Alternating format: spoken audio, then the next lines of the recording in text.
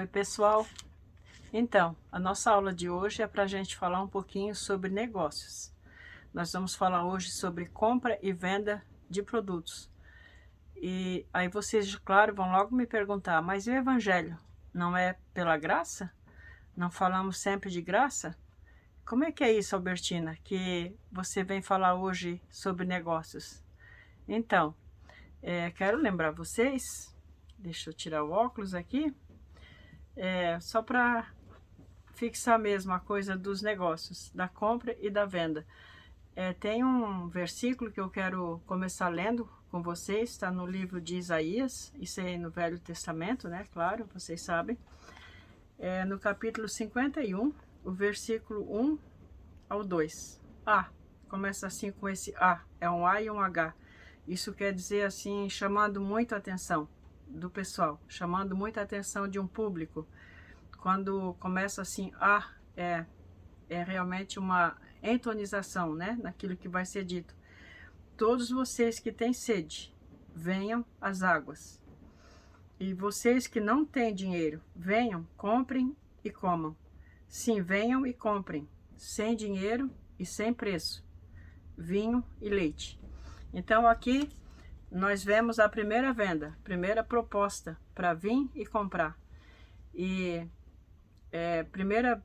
não sei se é a primeira vez na Bíblia, né, que está se falando sobre isso, sobre negócios, mas enfim, quando os pais de Jesus deixaram, né, ou pelo menos foram embora sem ele, deixaram ele no templo com 12 anos de idade, foram e depois procuraram ele lá no meio da caravana. Quando eles perguntaram para ele, mas filho, por que você fez isso? Por que nos assustou? Bom, só um parênteses aqui, né? Jesus com 12 anos de idade, na cultura hebraica, ele já era maior de idade. Ele já tinha feito a escola, ele já era formado. Então, não foi assim uma rebeldia, como muitos pensam, mas como que uma criança não obedece os pais e fica? Ele teria autonomia para ficar. Então, ele falou o que para eles? Vocês não sabiam que me importa cuidar dos negócios do meu pai? Então, Jesus já cuidou dos negócios do pai, já logo com 12 anos de idade, onde ele começou a vida dele, digamos assim, com 12 anos de idade, o menino poderia começar uma vida pública até, poderia... Depois tinha tipo uma festa, né, onde, tipo...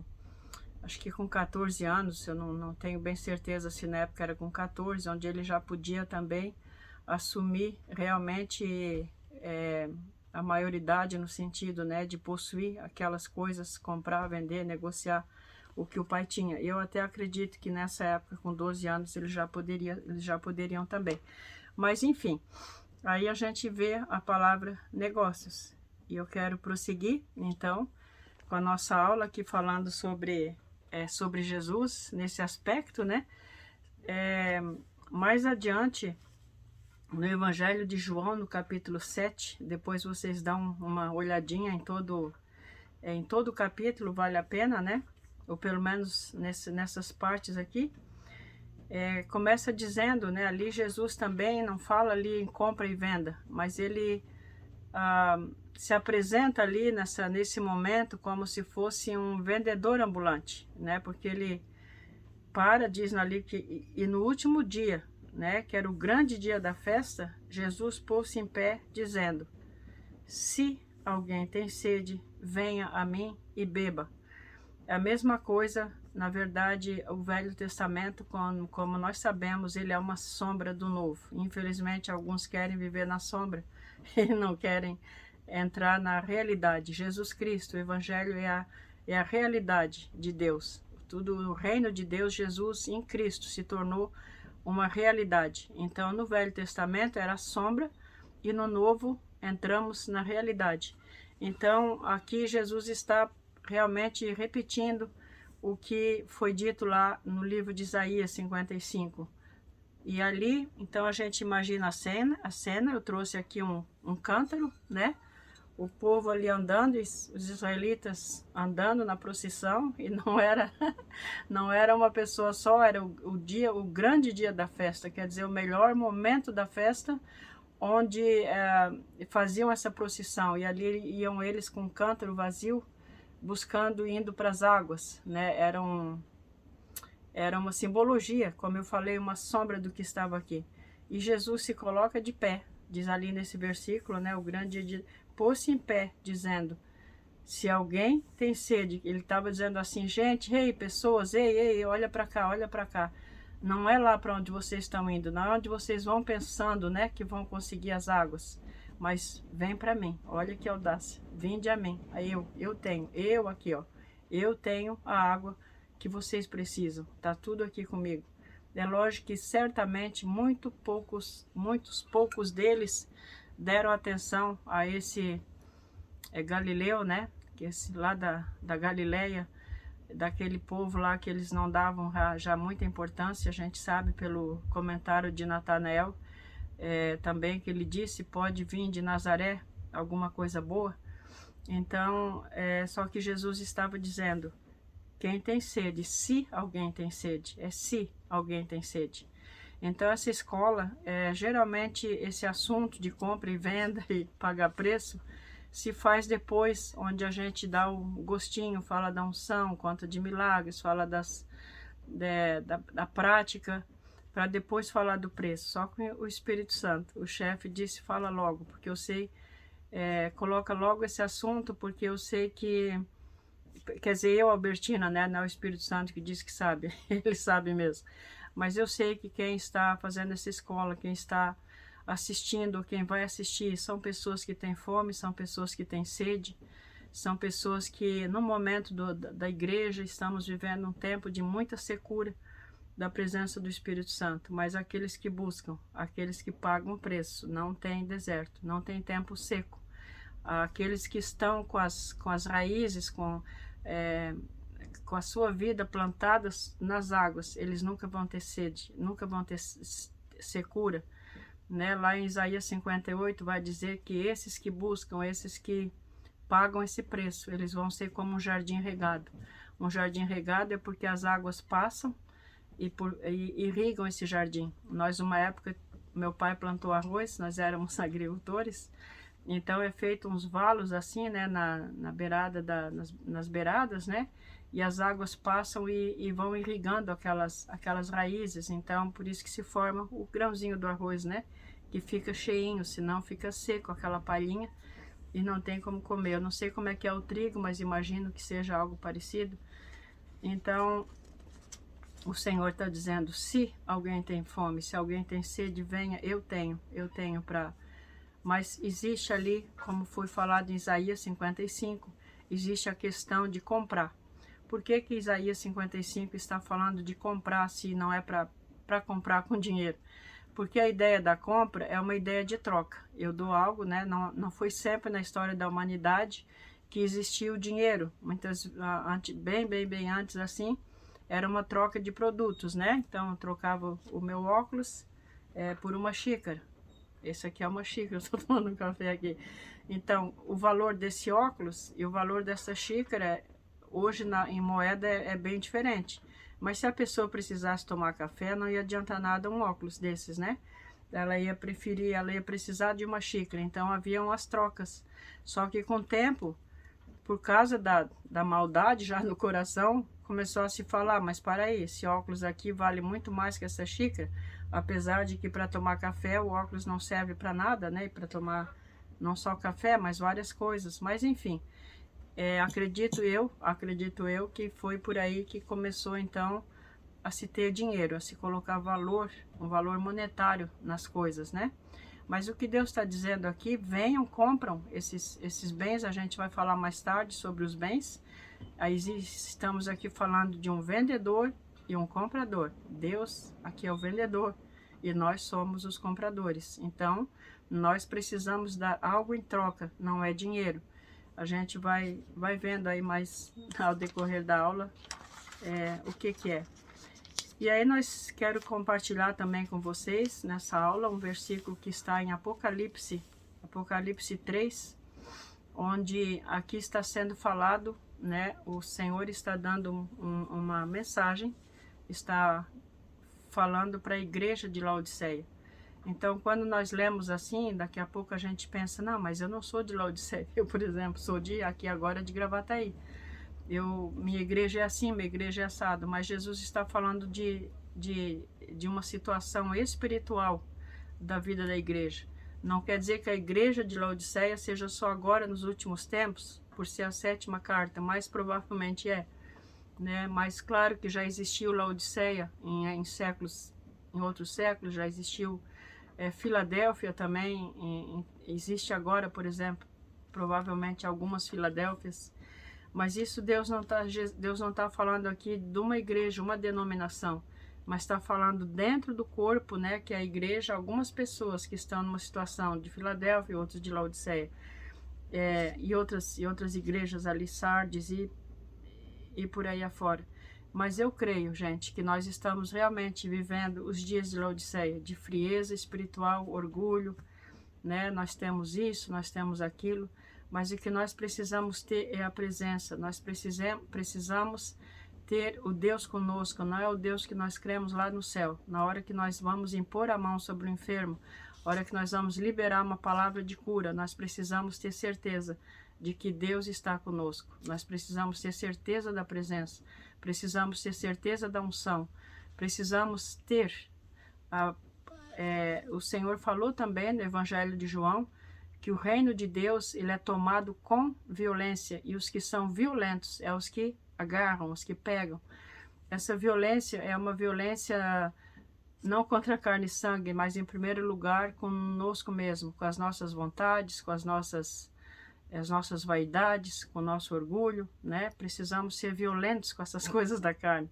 Precisamos ser enfáticos para agarrar o reino de Deus.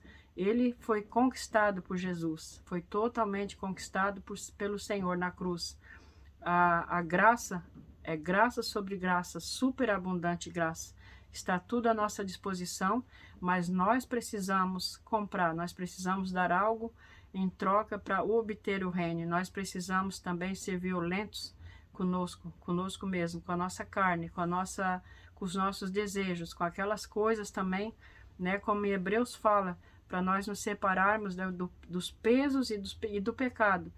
O pecado que tão tenazmente é que ele gruda, ele realmente é uma cola, como uma cola tenaz nos assedia. Então, nós precisamos ter atitude para trazer esse reino que está dentro de nós, para uma manifestação. Quando Jesus ordenou que os discípulos evangelizassem, ele deu para eles a ordem de curar os enfermos, entrar numa casa, ou seja, hoje nem sempre a gente entra numa casa, mas entra num grupo, numa sociedade, na vida de uma pessoa. Se ela estiver aberta, ele disse, vão e curem os enfermos ali, curem as enfermidades que tiver, as enfermidades que tiver, lógico. Então, para isso, ele deu ordens, né? Deu ordens para eles e disse, digam para eles com isso, né? Demonstrando que o reino de Deus está perto. Então, para nós, ele não só está perto, como ele está dentro de nós. Só que não basta ter o reino dentro de nós, e nem basta crer na habitação de Deus no céu. Deus quer que nós creiamos e tenhamos a presença, tenhamos Ele em nós. É o Deus presente, para nós curarmos os enfermos, para nós operarmos não só isso, mas as obras do reino, o evangelho do reino, não o evangelho intelectual, mas o evangelho do reino, que inclui curas e milagres e maravilhas e todas a manifestação dos dons do Espírito. Nós precisamos realmente crer num dos 7 nomes de Deus, que é o Deus presente. Precisamos crer que Deus quer se fazer presente.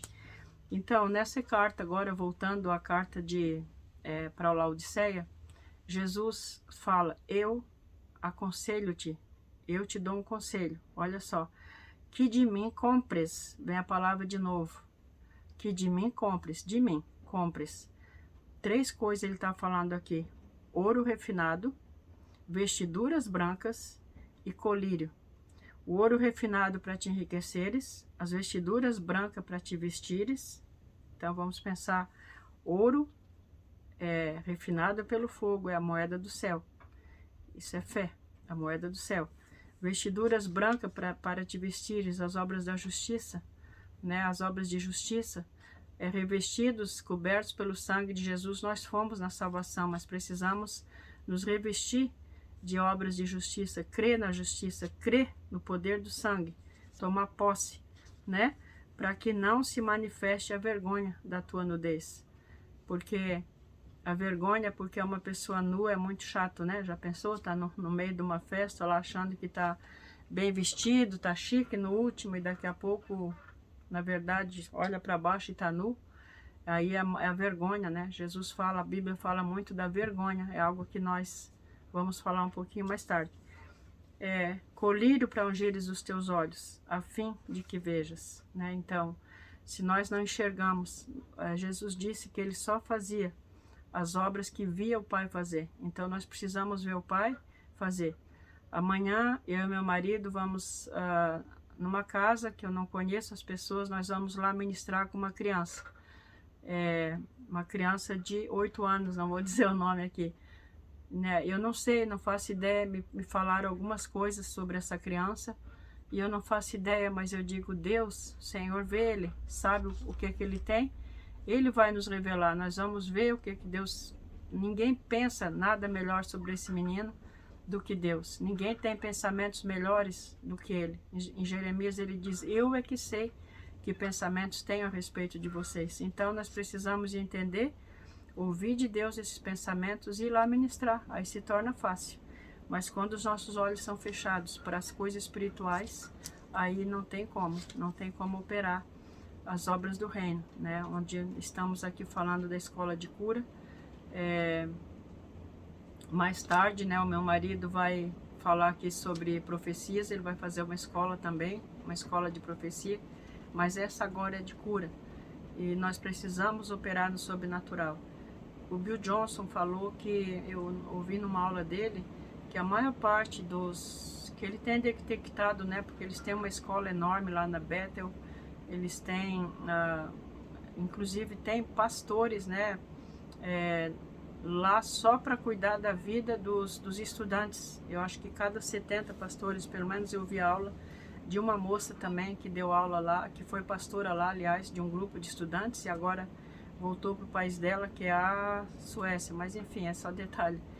E ela, então ele fala, né, que a maior parte dos problemas que ele consegue detectar nas pessoas é por não entenderem o Salmo 67, onde ele fala sobre a luz do rosto de Deus brilhando sobre nós.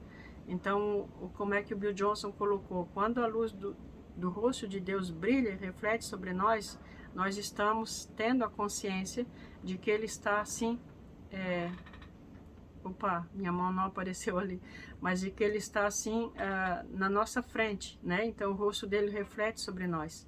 Isso remete à comunhão, remete a relacionamento, e é o que nós precisamos. E para isso nós precisamos comprar, nós precisamos dar algo em troca dessa presença, desse conhecimento. Nós precisamos dar o que nós temos. Então não é algo assim que é tão precioso. Na verdade, no livro de Cantares está escrito lá que se alguém quiser dar sobre todas as suas riquezas, tudo em troca desse amor, ele seria totalmente desprezado, porque não tem preço. Só que Deus fala, compra sem preço, quer dizer, sem um valor correspondente. O que é que Deus quer então? Afinal de contas, com o que é que nós vamos conseguir comprar? É com tudo que nós temos. Deus quer tudo que nós temos.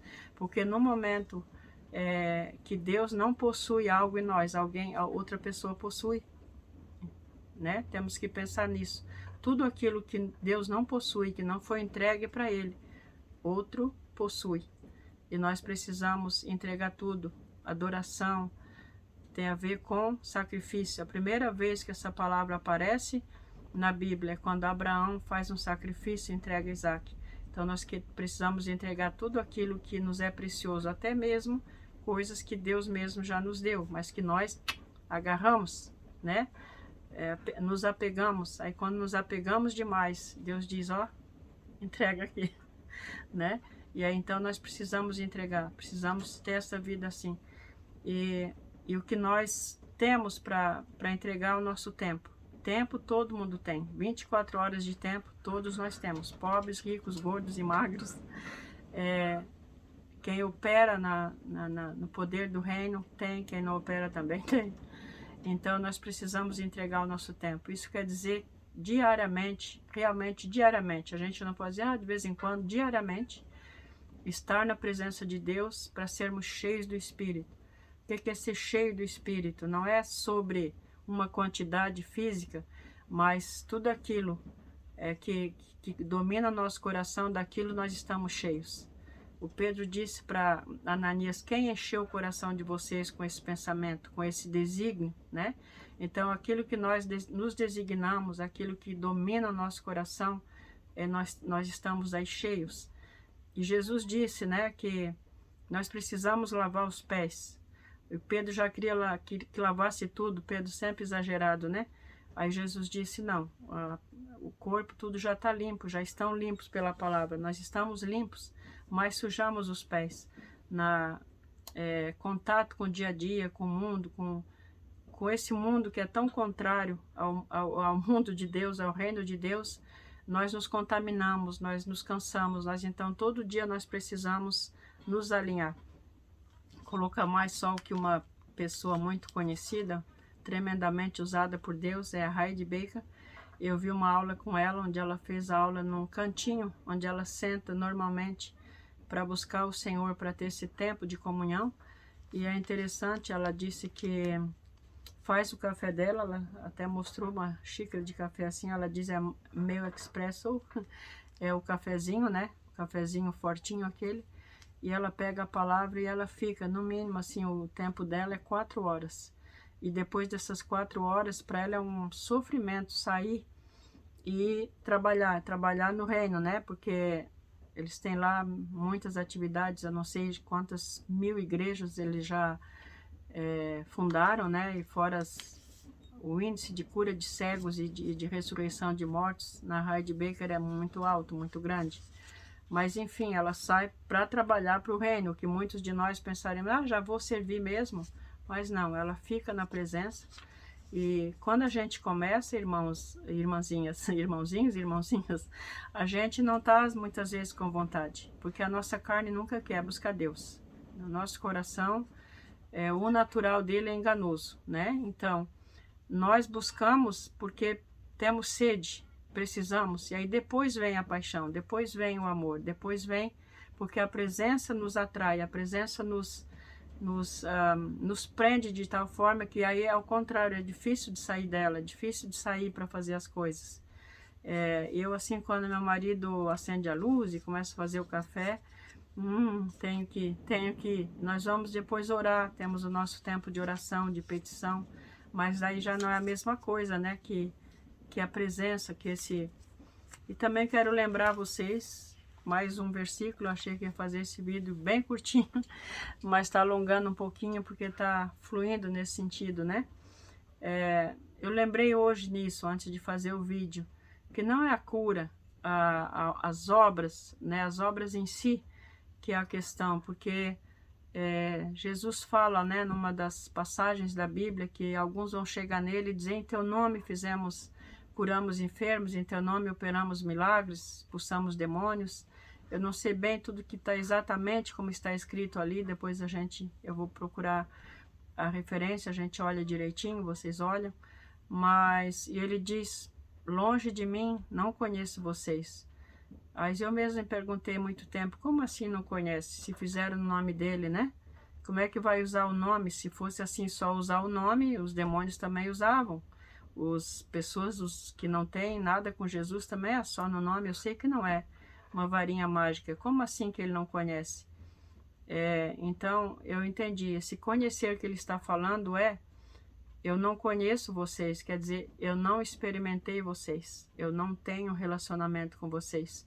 Como é que alguém experimenta alguém num relacionamento sexual? Será que só o homem pode experimentar a mulher e a mulher não experimentar o homem? Não, não dá. Um experimenta o outro numa relação sexual.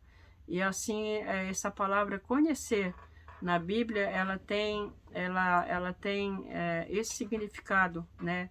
Então, fulano conheceu Beltrana e ela então gerou um filho, deu à luz um filho, né? Então é desse conhecer que Jesus está falando, é desse relacionamento. Eu não tive nada com vocês, então não é a questão só de buscar autoridade, buscar jejuar muito. Jejuar também é bom, né? O Senhor jejuou, eu jejuo sempre que posso, jejuo bastante, mas não uma coisa religiosa, não um fazer em si. O que Deus quer em primeiro lugar é a presença. Tanto que Ele diz que o que Ele quer é o conhecimento de Deus, mais do que o holocausto. Então é isso.